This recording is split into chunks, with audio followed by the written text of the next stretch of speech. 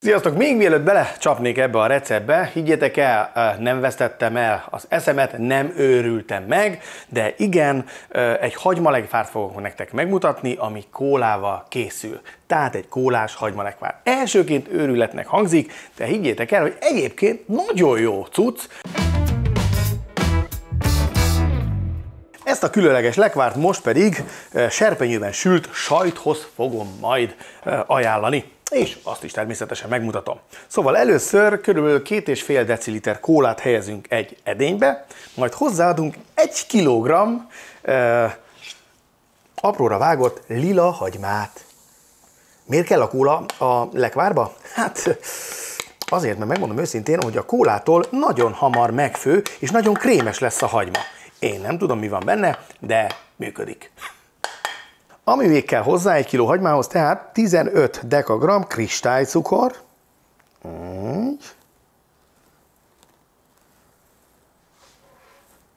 Ezen kívül egy csomag dzsemvarázs. Némi só, az körülbelül 1 teáskanál. Az egészre teszünk egy fedőt, és jó 20 percig lassú tűzön forraljuk.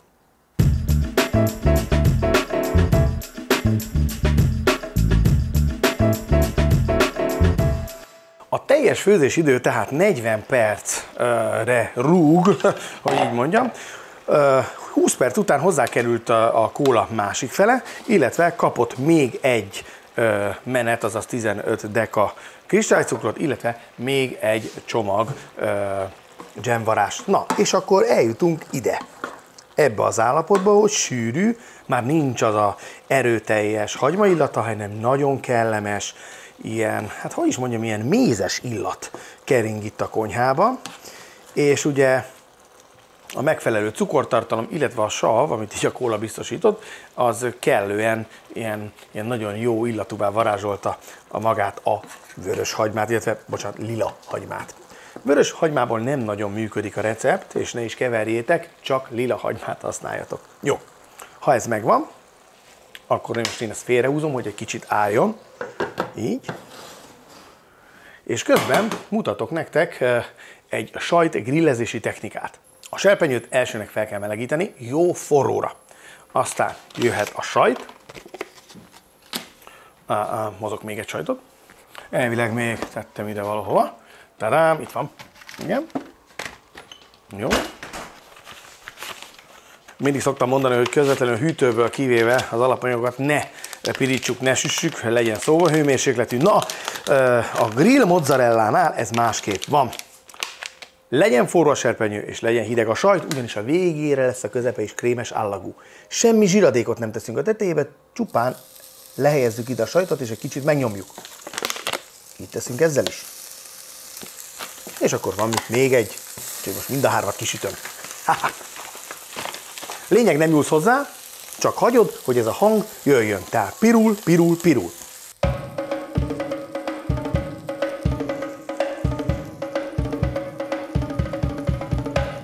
Ha türelmesek vagytok, és nem nyúltok a sajthoz, tehát tényleg nem szabad hozzáérni, akkor nézzétek meg, hogy a széle, amikor elkezd így barnulni, így, akkor csak annyit tesztek vele, hogy így megmozgatjátok.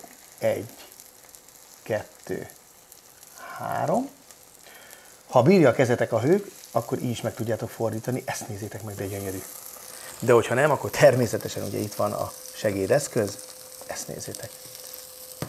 Na ez a titok. Hűtőből veszed ki, serpenyőbe rakod, ami forró, és nem teszel alá zsiradékot. Nem mozgatod, és körülbelül 30-45 másodperc múlva megfordítod.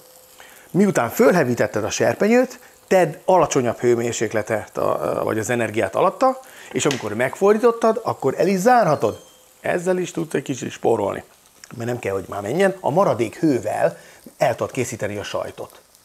Nézzétek meg, milyen gyönyörű. Na, jöhet a tálalás. Nagyon egyszerű. A hagymalekvár, egy jó kis csevatta, ebatta csevatta, vagy fiskenyér, jó. Ez megy alulra.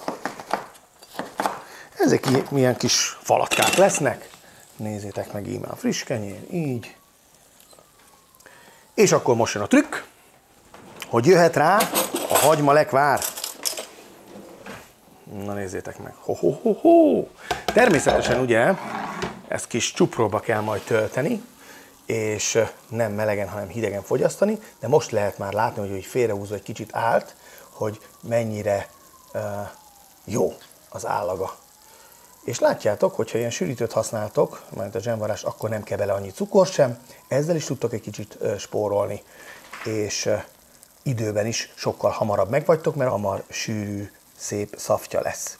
A kóla pedig abban segít, hogy egy ilyen különleges ízvilágot adjon bele, de nyilván a cukortartalma is közrejátszik, tehát arra is szükség van itt a receptnél. Jó.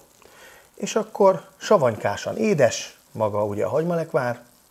Ha esetleg még akarjátok kombinálni, akkor ilyenkor tudtok belerakni, vagy hozzáadni egy kis balzsamecetet. Itt van a hűtőben. Hol is van, hol is van? Itt van. Oké. És még hogyha azt egy kicsit rácsöpögtettek, így, akkor még pikánsá tudjátok varázsolni. Ez az erre.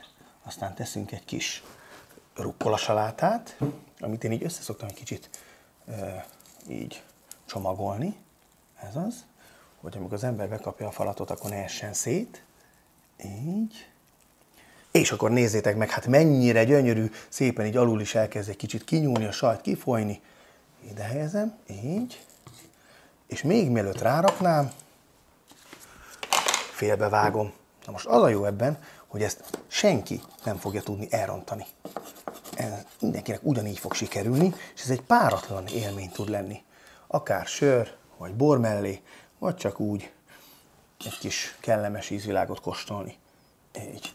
A lekvár egyébként hűtőben, de hűtő nélkül is, ha jól lezárjátok befőttes üvegben, akkor azért nagyon sokáig eláll. És mindig csak kinyitjátok, mellé pattintatok egy kis sajtot, és már lehet is enni.